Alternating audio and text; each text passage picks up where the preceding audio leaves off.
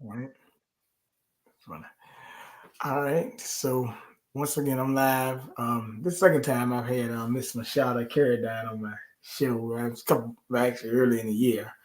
Oh yeah, it was early in the year, and we talked about education in East St. Louis last time, but this time it's more of a comprehensive education program. So it's a lot of things going on education. Matter of fact, the school year just ended in Richmond, Virginia. Matter of fact, the guy in the chat is from St. Louis, Missouri. Come to think about it. How you doing, Steve Mac? But um, very interesting things going on.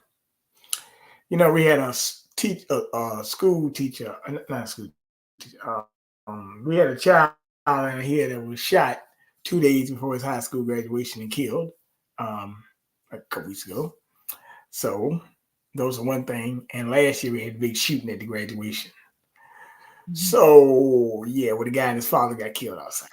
But a lot of children were a little bit scared to go to graduation this year, but everything seemed to got squared away. But you were talking about violence in America, kids, and things like that. So I'm gonna let you take away some of your thoughts and suggestions while I pull up some things. Well, I know like here in this area, St. Louis, they have basically they give grant money for quote school safety, but yet and still we're living in and our babies come from crime ridden communities. And we all know it's by a stroke of an ink pen. Everything is intentional. But as an educator, to see this and understand the depth of what's going on, uh, I just can't keep silent any longer because our kids are relying on us to be the adults. You know what I'm saying? To advocate really for them. And it's not about money, it's about our children. And we're losing them and we're basically normalizing crime inside of school. So I attribute it to white people inside of our schools. Because before Brown versus the Board of Education, we had none of this stuff. None of it. We came in, we honored those buildings, we honored our teachers. We were taught how to handle ourselves, the whole 9 yards. On top of poverty and homelessness and all these other ills that they're talking about. So we're just going to have to be totally transparent if we want to save our future. So I'm Okay, done. so I'm doing two things, looking through the phone, but I got this thing I pulled up since you brought it up, Okay. violence in school systems. Let's go with that, right? So Mhm. let's go with that. So this is crime, violence, discipline, and the safety in U.S. public schools. This is posted on January 19, 2024. So it's in the recent calendar year. So let's go with it. Let's Mhm. just bring it from the top here. I'll start Okay. off small. So I'm gonna read some of it, and what I read, I will let you comment. Okay. Sure. So this was okay. So during the 2021-2022 school year, about 857,500 violent incidents and 479,509 violent incidents were reported by U.S. public schools. 67% of schools reported having at least one violent incident, and 59% reported having at least one non-violent incident. I know you've seen some of this, right? Correct? Yeah. Yeah. So All right. 61. Okay, go ahead. I was going to say my position, not only as an educator, but a parent. Um, our kids are basically being rewired. If the first person you see is law enforcement, what is that telling our kids? Because Um, they're rewiring our babies, their mindset. And so, home said they couldn't discipline, they couldn't say this, they couldn't redirect. So they're coming to school with this I'm free to do whatever I want mentality. And it's not working. because law enforcement is inside the school to get them immediately. So, You're right. Okay, so I'm gonna keep going down this list. mhm. All right. 61% of schools reported at least one physical attack or fight without a weapon. 4% of schools reported such an attack with a weapon.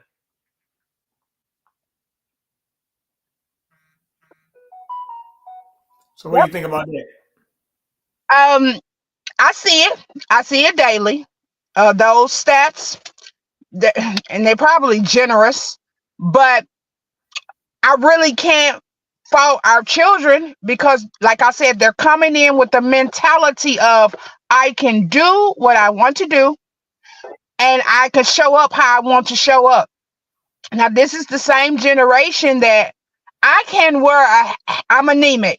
I can't wear a hat inside of my building because a student said, if I can't, she can't.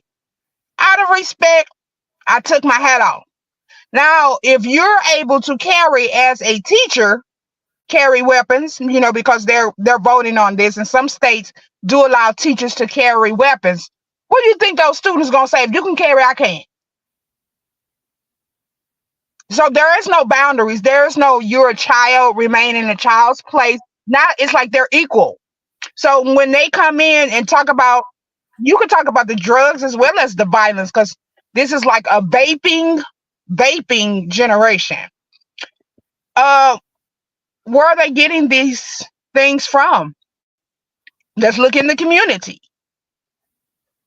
So the leaders was in the community, you know, is I guess supporting it or benefiting from it, but it's adversely affecting our kids inside the schools.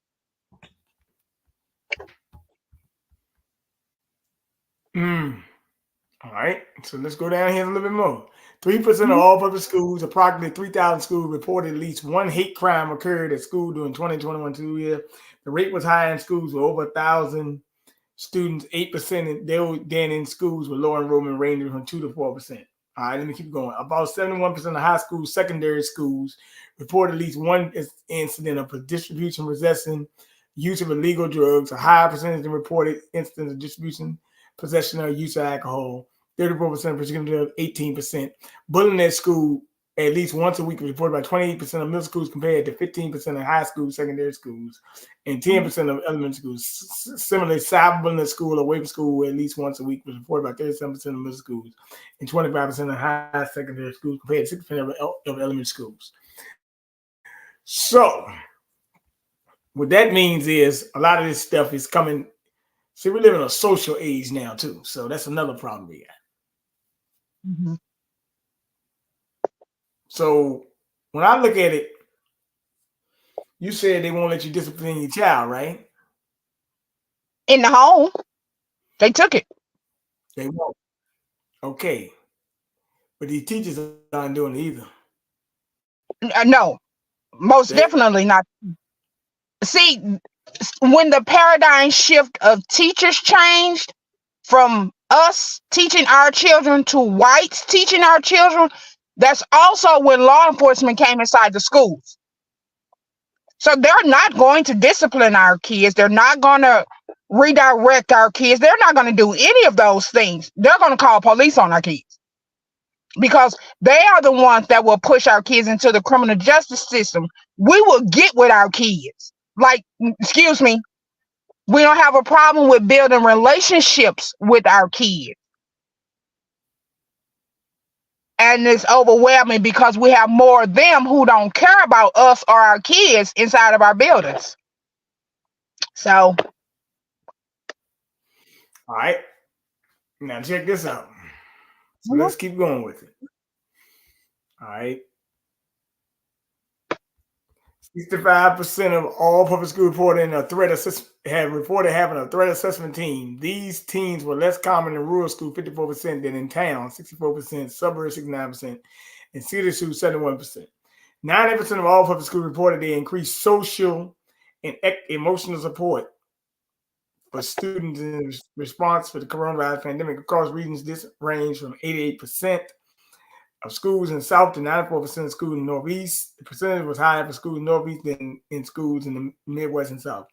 During the 2020, 92% of schools that form plan to repair and respond to multi-country or worldwide pandemics. These schools had plans for describing the procedures to be performed in various other scenarios.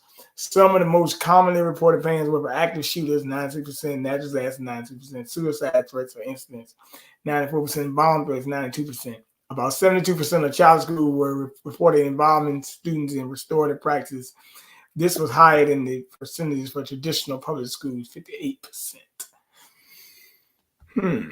Well,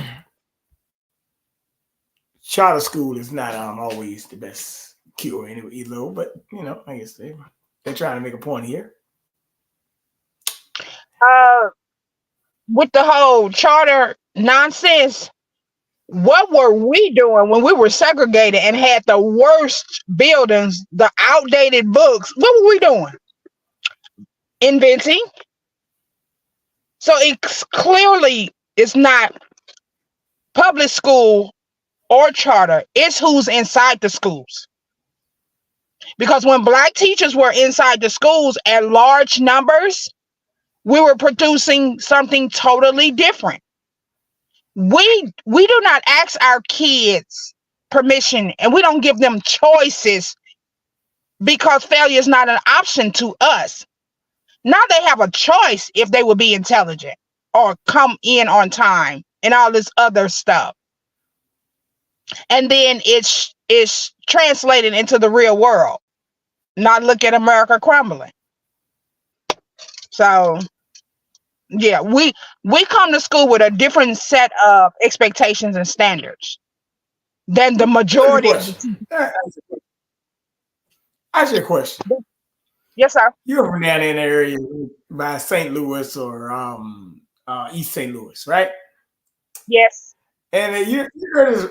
I don't know if you heard this rapper. If you haven't, it's okay. I mean, I just bring this is like some nonsense. But what's the girl name? Her name is Sexy Red. That's her Sexy name, Red. Sexy Red. Okay. Now they said that she's from there, so they brought her to the school to a school for the children to, I guess, somebody they want to look up to. But if you know what Right. Sexy Red music is, this is not somebody that should have been invited to that school to Full mentor those school. kids. Right. Okay. Now, I'm asking you as an educator, what's going on? Because I know these children, I see it all the time. The children got headphones, they got cell phones, they copying what the rappers doing, they copying what the entertainers doing. The same Mhm. lyric they singing, the children singing it, right? Right. So it was okay. My man in school, it was Hazelwood School District. That's the man in chat says Hazelwood School District, right? So you got Meg Thee Stallion, you got all of them on tour. Now the children want to come to school dressed like, them or acting like them. So what I'm saying, we got to understand school now can be like a place for your hip hop musician to come. They'll bring a president there or a politician or some idol worshiping person for you to get behind. So this is more Mhm. like it's not more really about education. It's more about an indoctrination of social views here is what I'm going. Yeah. True. Yep. So that's why I always say who's on the board of the school, who's the educator, who's in these places, because your educator may not really be an educator. Well, they could be an educator, but they're working for a political or social agenda as well. You right. So the fact that Sexy Red was able to come there, that should have been already reprimanded before that even happened. It shouldn't even been allowed to go down, Right. but it went down. So I agree. when you talk about when we talk about the music distribution and the stuff, that also points to why they want your children to be at this particular level because I can basically they're not gonna listen to you anyway. They're gonna listen to what this rapper saying or this celebrity saying or whatever. The parent is Yeah. more like, I mean, a friend or somebody that I don't really have to listen to. That's what the parent really is. I hate that. Well, I mean, the parents today, because I hear people talk a lot about the parents. They have in their head, mind you, now they're a part of the whole, not only school to prison pipeline, but the Teach for America generation. These new parents today, these Oh, younger I know parents. about that. Okay, so if I went through schools and I basically, let's say, saw a rotating cast of substitutes, I was never taught. This generation, they are all about, I call them, they are the generational curse breaking people. They are the gentle parented people. And they are the, I'm going to raise my kid to do whatever and say whatever people, right? And I totally get it. Mm-hmm. They really think that this is going to work for them, especially those in our inner city. And it's not. I see it now. You got pre K being handcuffed out of school. But this is the same kid that's yelling and can tell his mom this, that, or the other. They're not willing to put the genie back in the bottle because, they grew up, parent was strict. Parent didn't let them do this and do that and say this. They're doing something different. And we're burying our babies younger and younger. So how do you know, get them to understand this ain't working? Mm. And you said Teach for America, right? Yes. Who mind you now admitted that that was a wrong move because they failed a whole lot of kids and we saw it daily. So yeah. Mm. Well, let me say something Hmm. because Teach for America was heavily invested in by President Barack Obama. And they Hmm. started a program called Race to the Top. But you really had school districts fighting for accreditation, things like that. Hmm. And the top schools would get the money, but the other schools were not getting money. As a matter of fact, Teach for America was having teachers, and I one of them very well because he was in that Mike Brown thing. One of them was named D. Ray McKesson. He was in Teach for America. He was there in Baltimore. He was here, there, and everywhere. So Everywhere. what I'm saying is, Teach for America teachers don't they don't even have what they call most of the time a permanent resident. They be moving to different states and everything. They be teaching everywhere. Hmm. Hmm. So it's a That's rotating why cast of characters. this is why our school for the last what 20 years or more. That's why America education has crumbled because that's basically when they started. So yeah. Well, one of the things that because in 2009, 2010, Mhm. um, what's the guy name that was working around with Obama? His name was Rahm Emanuel. He was in Chicago. Rahm Emanuel, that's his name. He had Rahm Emanuel.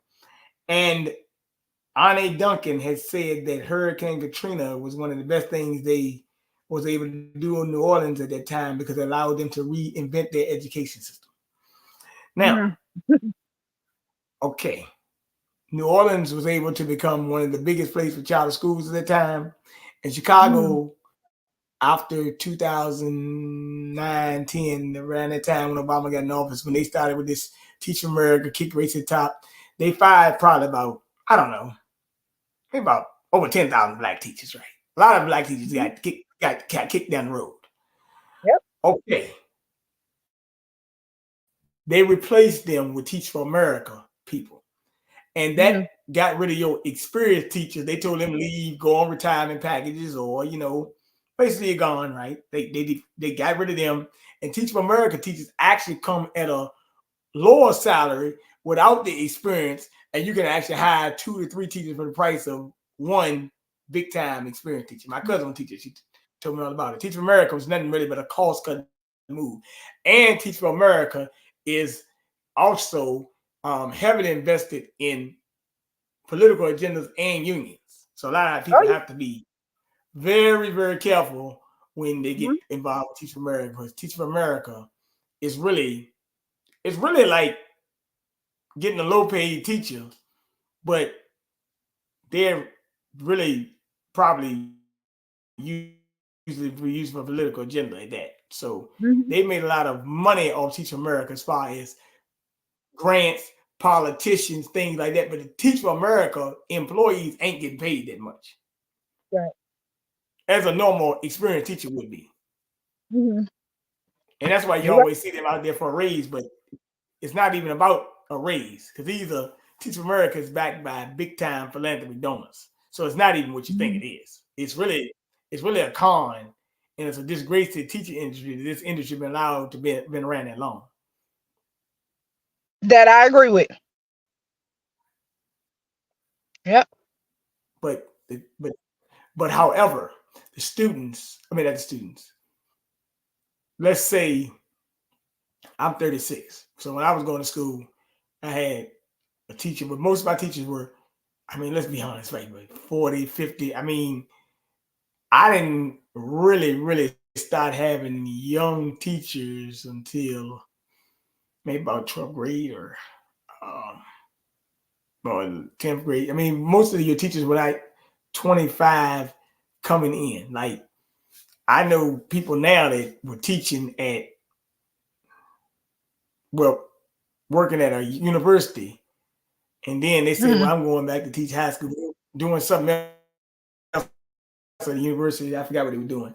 But I mean, I'm just honest about it. Some of these people I know, I'm just playing. They ain't got no business teaching no school children. They get so mad, they don't think they even had the patience to deal with. So I'm trying to find out how they gonna deal with your children. They ain't got the patience to deal with their own. But that's just me. I'm Right. just watching from the outside. Mhm. But you have to have a certain type of discipline and detriment to be a teacher when you're dealing with. And then another thing, let me say something. I mean, back in my time, we probably had about classes of 15 to 20, right? Because I went to Mhm. private school and public school, right? So, but some of these classes, they got 30 and 40 kids in it. How you going to teach that many kids at one time? I I'm in East St. Louis, and I'm like, what y'all tripping off of? It's like the norm around here. And you walk through the hallway, and you can hear a pin drop. So I mean, in our area, It be that we quiet? I say in our area, we're used to hearing. I mean, having large classes. I mean, this is the hood. They they're closing down our schools. Where the people gonna go? Where the kids gonna go? So, but our teachers had control. Our teachers ran the room, and you went in there and you learned. Period.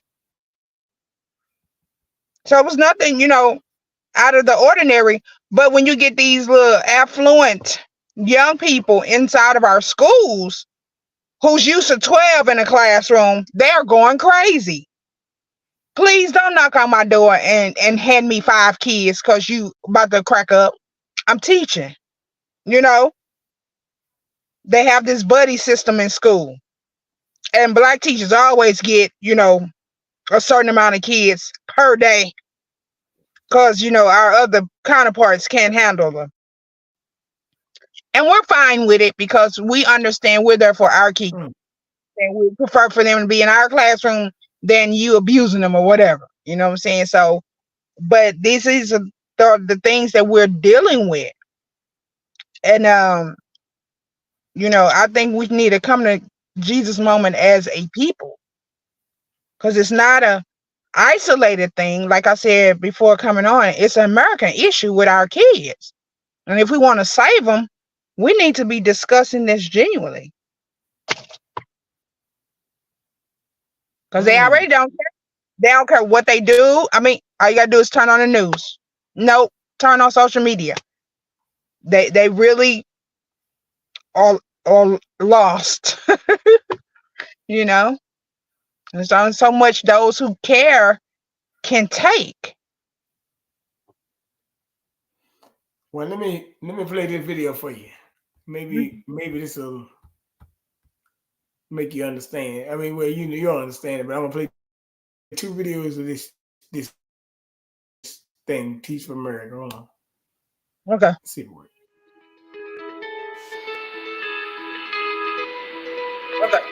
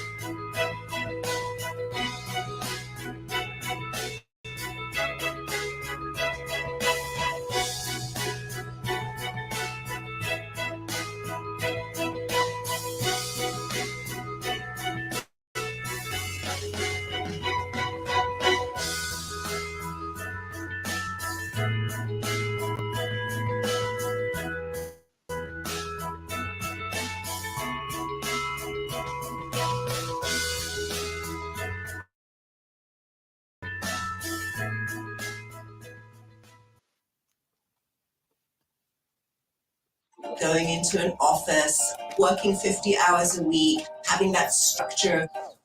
I knew that I wanted more. For years now, Teach for America has been working to put teachers in classrooms where there is the biggest need and they can have the biggest impact. But that mission is also evolving.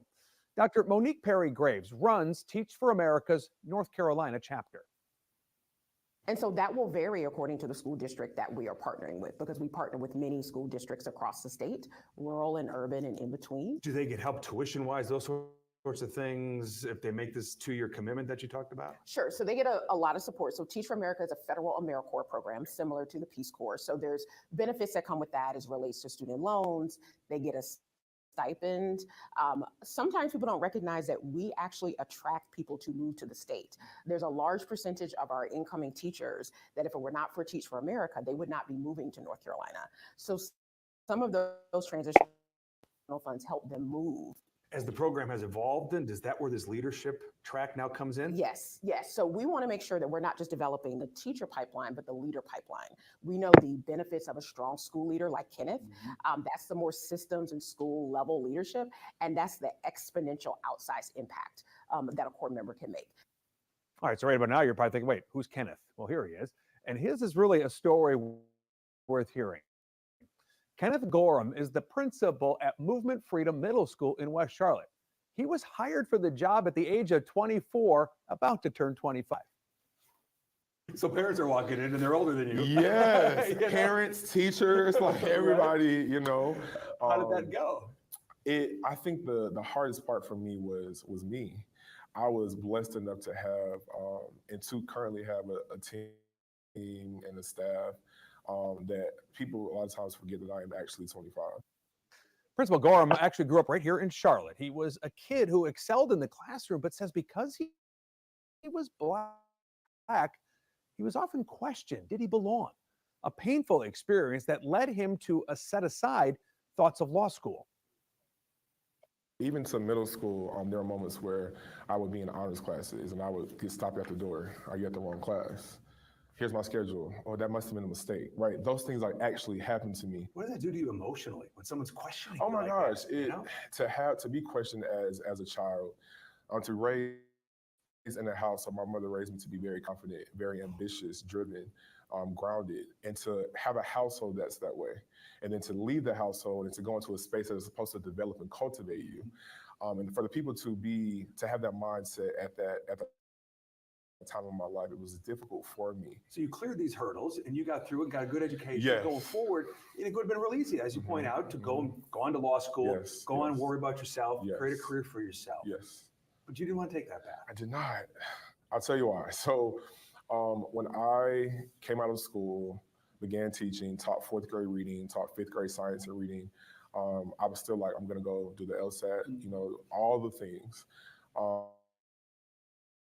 And God stopped me in my tracks and said, I know what you want for you, but it's for my purpose, for my glory. And so he said to me, like, you need to stay here. But would you be here without Teach for America? Teach for America truly saw me took me from a place of we see you, we see your heart. Let's cultivate you, let's groom you. And I remember the instructor said, you're gonna be in school leadership soon. And it happened the following year, right? I had no idea. I was just doing because I knew I wanted to be there eventually. But it happened so quick. And so that program within Teach for America truly, truly also helped me as it relates to just having a leader mindset beyond just having a teacher mindset. You can complain about things that are going on in our society. You want to have an impact. Here it is. That's what it's about. And everyone in Teach for America is huge on that. It's impact, meeting the moment, right? It's huge, and children are always at the forefront. An impressive young man for sure. Interested in getting involved? Now is the time. Teach for America right now accepting applications for its teacher corps. The deadline to apply is September 18th. Just head to teachforamerica.org. All right, what do you think about that? Well, since I don't know like test scores or I didn't hear anything from any students, I have no thoughts.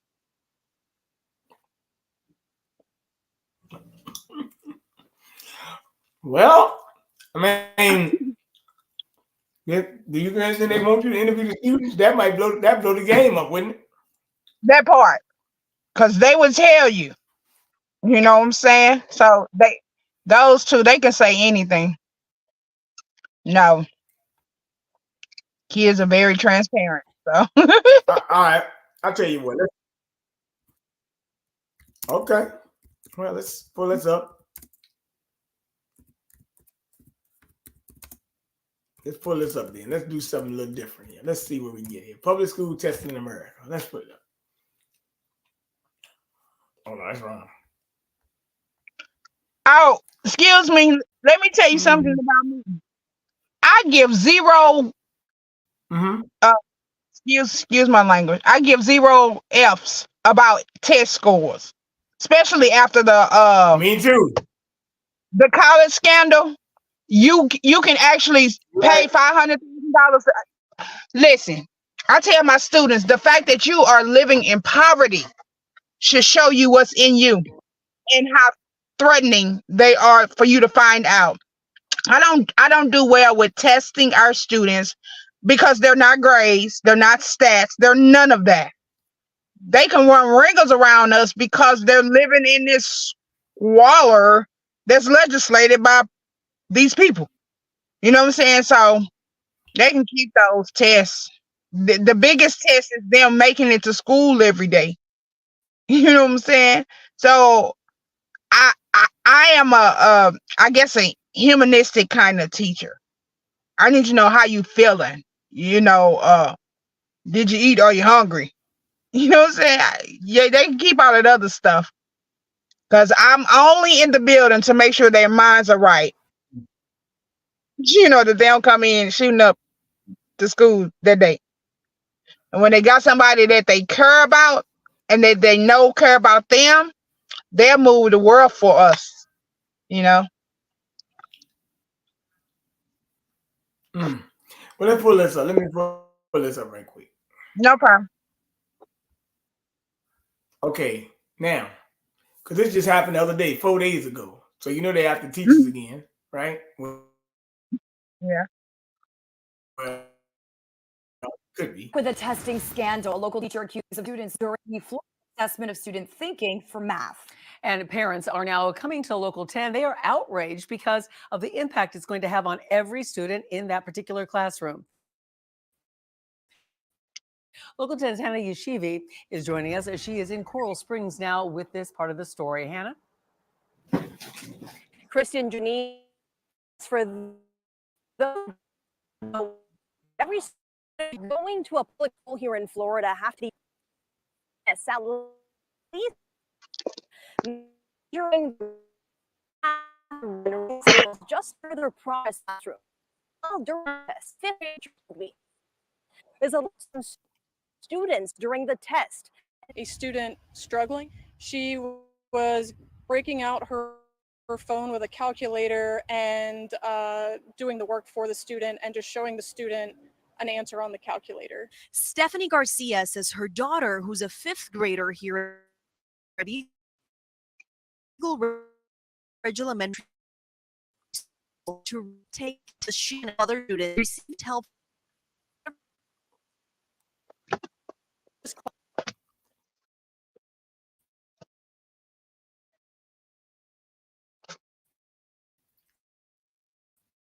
classroom, a subset based on teacher misconduct.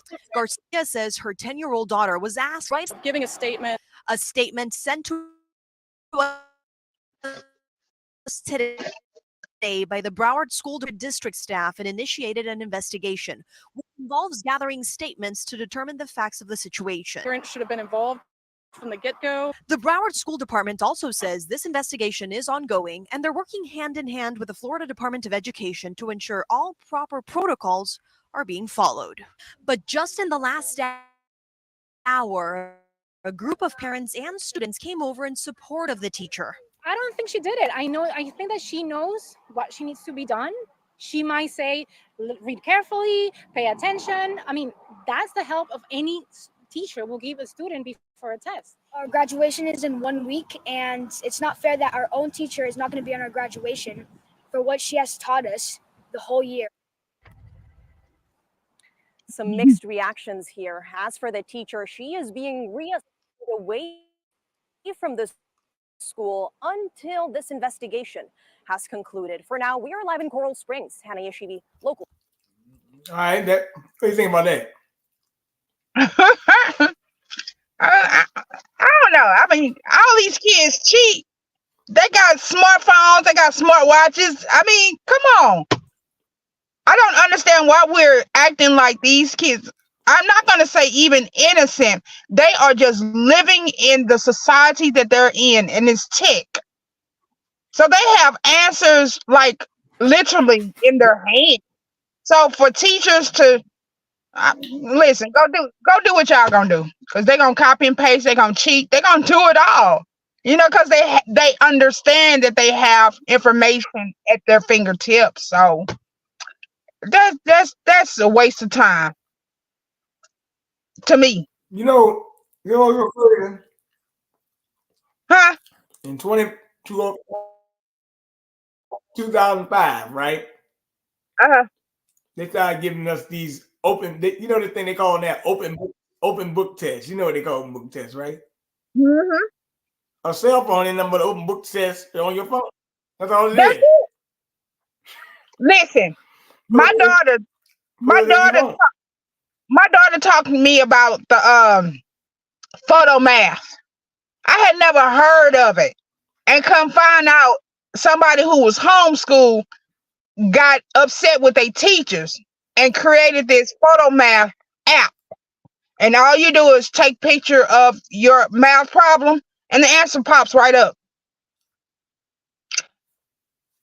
I'm thinking, how my daughter know this and I'm a teacher and I don't know it. Hey, because they like years ahead of us. Let these kids be who they gonna be. And we already know school's outdated. It's just antiquated and it's really not working. So I don't know. Yeah.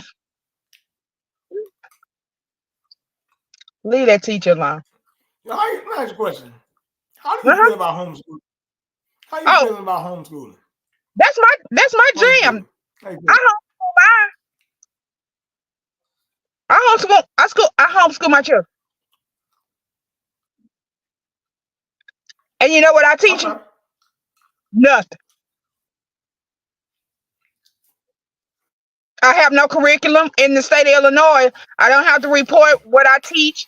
Wow. And I don't have a curriculum or anything. And I mean, they're well-rounded young ladies. They dominate on the volleyball court. They've been playing volleyball, AAU volleyball, for 10 years. Killed the court, so clearly they know how to listen and follow directions. So, yeah, I'm a big advocate for homeschooling so they can learn their own history. And I knew they couldn't do it at school. So at home, they can learn anything they want about themselves, because that's the only way they're gonna think differently and have pride, is knowing from whence they've come. So yeah, that was my life. homeschooling. Okay, that's good. I mean, some people say they want the child to have friends. Some people say they need to be educated by teachers. So it's always a interesting thing about homeschooling. I don't know why they think just because they Some people homeschool, feel different about it. like everybody just vamp out of their life. Like no, if anything, it's better because they're not in the room of all 5-year-olds. No, grandmama is in the next room, uncle over here. You know what I'm saying? It's multi-generational, of which we have gotten away from because we are communal people. So yeah, my daughters loved it.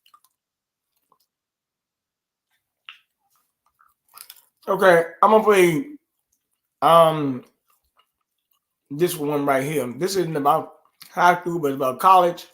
I want you to Mhm. hear this though, because you know the next level they go to college. So let's play this. As the college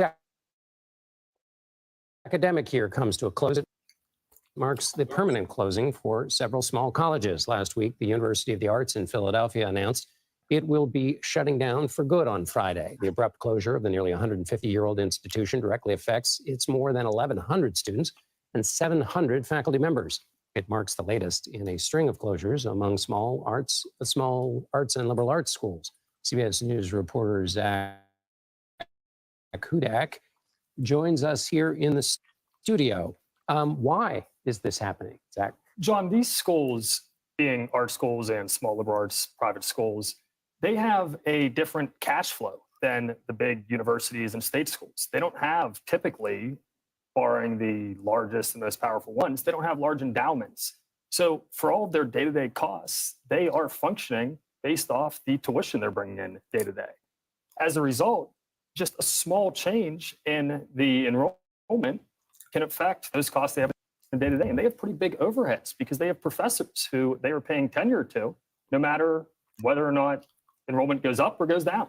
And what was the enrollment picture for these colleges? Was it going down because people are, are they still engaging in this kinds of artistic pursuits? It's going down because more and more students are majoring in pre-professional disciplines. They are afraid that they're making this large investment at a time when things are getting more and more expensive, and they want a guaranteed job at graduation. They look at an arts degree, think, wow, there are a lot of things I could do maybe 10, 20 years after graduation, after I've been an artist and built up a resume, but I'm not guaranteed a job the day after I get out of school.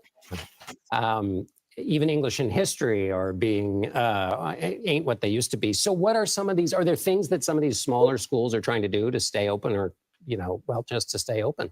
John, I spoke today with the guy who wrote the book on how they can do it, wrote basically a playbook. He's the president of it. It is called Adrian College in Southern Michigan. And when he took over around 2005, their enrollment was 850 students.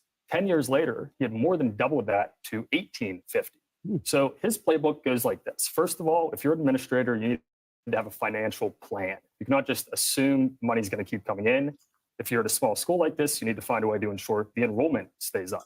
To do that, you need to acknowledge that the liberal arts majors are not cutting it when it comes to selling it to incoming students. You need to find a way almost to disguise that liberal arts education, disguise those humanities classes as something that'll guarantee them to get a job. What you can do is have a business major, but there's a core curriculum that is required. They are required to read the Iliad if they're going to be a business major at that school. And the final thing is to be innovative with extracurriculars. At Adrian College, what they did is they noticed that there are a lot of high schoolers who want to play college hockey. There are not a lot of college hockey teams. So they built a hockey rink. They now have, between their main team and club teams, 7 hockey teams. And that alone helped majorly get the word out in the state of Michigan. If you want to play college hockey, here's a place right in your backyard you can come. I love the idea. We're going to study spreadsheets, but first a little Homer. Let me ask you as a final question, what do you think this says, or have any in the reporting you did, about the way we think about colleges and the way we think about thinking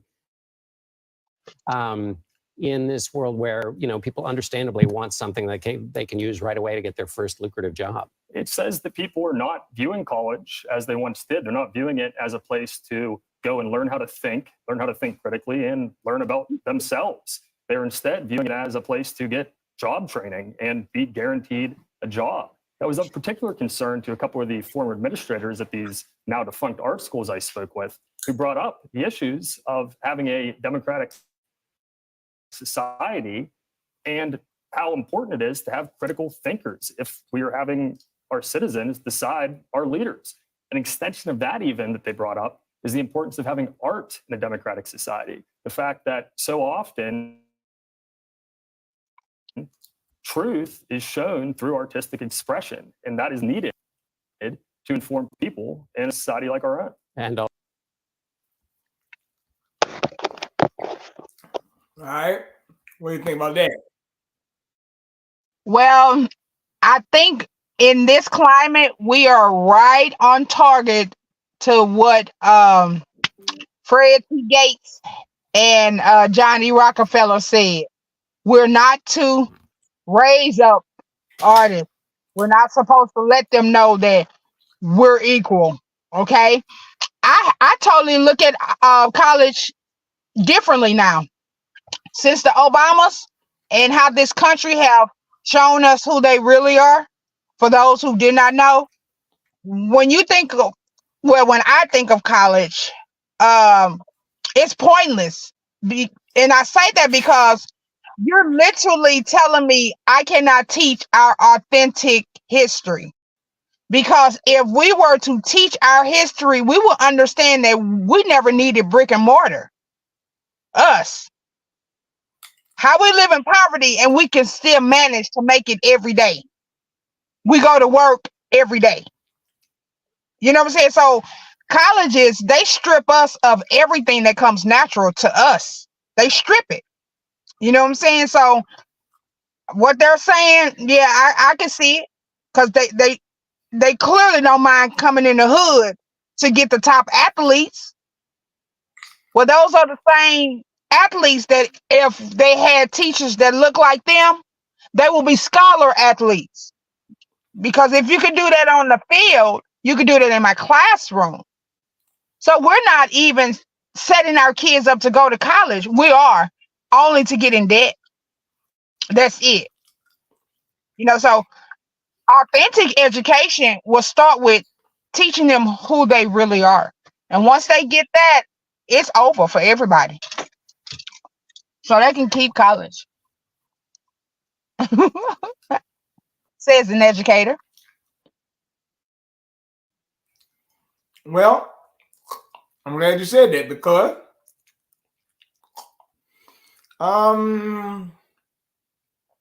okay.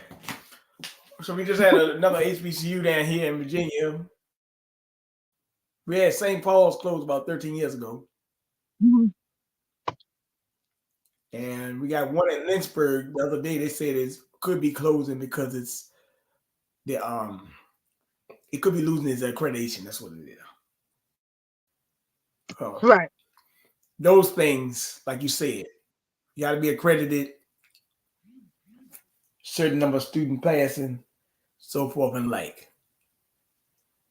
So it's interesting what's going on here.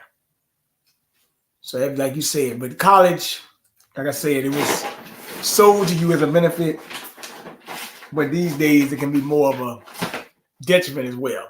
That's right. Depending on what you're going for.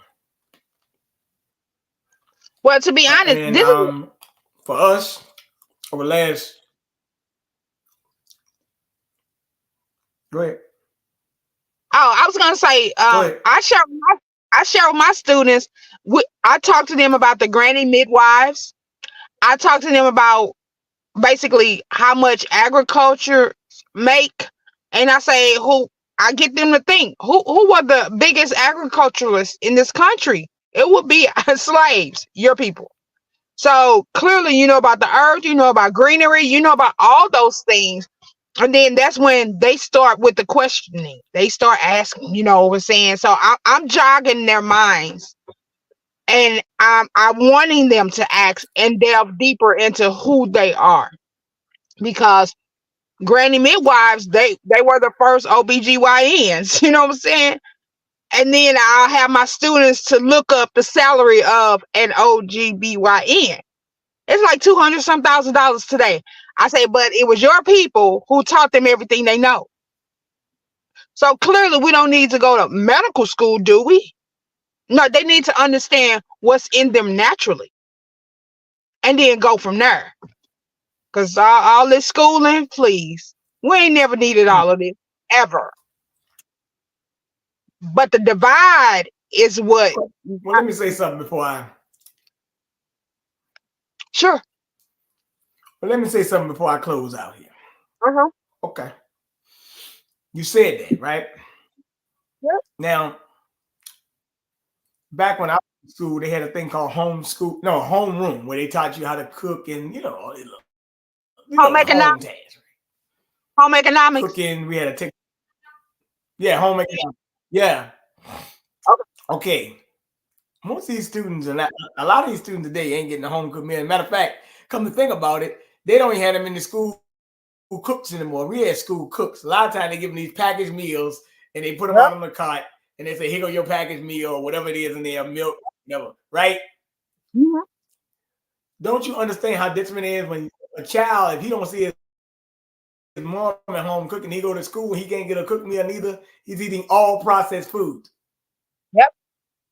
You're right. Fast food, school food, processed, sugary drinks. So what I'm saying is that we are still in a bind because of some fact of those things you named. Yep. You're correct. And I don't like it, but at the same time, I do understand that this is how they keep their system going. You talk about college. College is not doing good because of it's doing good to some people because it's putting a lot of people in debt. That's why I always talk about student loan debt. Well, right. I mean, I hate to tell you this, but quote unquote, what's so funny to me is they tell people to go get to go to college, right? Mm-hmm. But then you find out a lot of the most successful people in the world didn't go to college or dropped out. One of the things you'll find out that truck drivers, people who work on gas lines, electricians, things like that, all make more than you do. So what was the point of going anyway to just make, I don't know, $40,000, right? And a teacher, even though a teacher is a good profession to me, a teacher don't make as much as some of these truck drivers driving around the country. Oh, you ain't gotta tell me. So, I mean, they call it careers, but I mean, hey, this thing is not always, cut and dry. And like I said, when they put in no child left behind policy, everybody got left behind. Exactly. As I always say, right? Yep. I mean, it's kind of, so we just have to always know that. But like you said, the children of the future, we have to know what they're about, and teach them how to strive to be better. Like I said, you like you talking about agriculture. Trade school was an option. You want to be a carpenter, you want to be construction. Look who out there making the most construction projects now. When I was young, I had at least 3-4 guys in my neighborhood that were construction workers. Now it's mostly Hispanics that I see on construction. So construction, see, like I said, teaching is great, right? Yeah. But you were talking about brick and mortar earlier, right? Correct. Well, somebody got to build a brick and mortar for you to be in. Right. Right. So what I'm saying is, if somebody got to build a brick and mortar, the people that's doing the brick and mortar could like you, but they're not being taught to do that anymore. Go to trade school or do construction apprenticeship or electrician or whatever apprenticeship, gas line, whatever. They're taught, hey, go to college for social studies or whatever they're going to school for these days. Some of these, like they talking about the liberal arts school closing. Well, guess what? They find out their arts degree ain't gonna get them so far in the short term. That's long term. Right. That's what they even said on the video. So that already lets you know what it's a bunch of what I call so-called for the better word, lack of a better word, we call it a bunch of malarkey, as they say.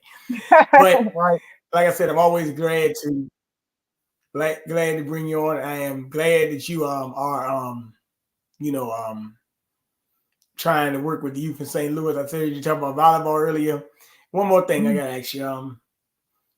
All the children now want to meet the boys want to be a basketball player, a football player, but at the end of the day, not even 1% of the total population is even hardly in those fields. So why do you think they want to be that instead of trying to be a constructor, a carpenter, or something? Well, first of all, our schools pour money into athleticism because we were we were a triple threat. We had academics, arts, and athleticism. Now they only have athleticism, and they defund everything else. So that's all they got. That's the only hope that they have to get up and out. Is that now when they find teachers like me, like, no, you're a scholar too. Let me show you how. But we are a minority in the building, so Well, that's why. that's good. Well, I want you to keep on teaching. So once again, guys, this is Miss Marshata Carradine teaching for East St. Louis Education. I had it wrong the last time. I said St. Louis, but it's East St. Louis, Illinois. But it's right on the Okay. cuffs of St. Louis. Mhm. And I know people that's in there. So what do you quote unquote want to take away from this conversation? I would like for us to have a much larger conversation around our children and what we are seeing going on with our children, because we are the leaders, and they are relying on us to lead them. That's it. They say leaders are readers. So you got to Yep. read too to learn some things. So I would say this. I take away that this was an excellent conversation, and people need to understand what is going on and to study what's going on with y'all in the school board, because you this is not your grandma and grandpa's school district anymore. It's controlled by bureaucrats, politicians, people like that who have a vested interest in seeing children also fail. It's not Right. about it's not about education. It's about money. That's That's it. what it's about. Money. Who getting paid? I mean, so they told you a Teach for America corps member can make 33,000 to 68,000. So that lets you Mhm. know, even though that's not even. I mean, really. I mean, whatever. But that's still, somebody's still getting paid at the top. So Right. Common Core and all these other groups. But we talked about it. But I will say this: it was great to have you on again. Tell Miss Nayota that this was a great experience, and come back on anytime. Hopefully next month we can get on in the summertime, so maybe you can, come in. You get anything new that's going on, send it to me. I'll look at it and we'll discuss it. Okay. Thank you so much. Bye bye. Yes, ma'am. Take your time. Bye bye.